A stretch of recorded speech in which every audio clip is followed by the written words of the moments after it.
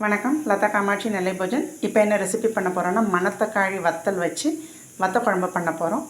அதுக்கு stove on பண்ணி கடாய் வச்சாச்சு. 50 கிராம் நல்லெண்ணெய் ஊற்றிருக்கிறேன். இதில் வந்து கடுகு, வெந்தயம், வரமிளகா, கட்டிக்காயம், பூண்டு, சின்ன வெங்காயம், கருவேப்பிலை போட்டு முதல்ல தாளிச்சிக்கலாம்.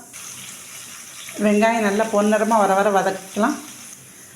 தேங்காய், ஜீரகம், சின்ன வெங்காயம், பெரிய வெங்காயம் ஒன்று சுட்டு வச்சுருக்கிறேன். அதையும் அரைச்சிட்டு வந்துடலாம். இப்போ மிக்சியில் வெங்காயம் நல்லா பொன்னிறமாக வந்துடுது. இப்போ மணத்தக்காளி வத்தலை சேர்த்துக்கலாம். மணத்தக்காளி வத்தல் கொஞ்சம் பொரிஞ்ச உடனே புளித்தண்ணி சேர்த்துக்கலாம். உப்பு சேர்க்கும்போது பார்த்து சேர்த்துக்கோங்க. மணத்தக்காளி வத்தலில் உப்பு இருக்கும்.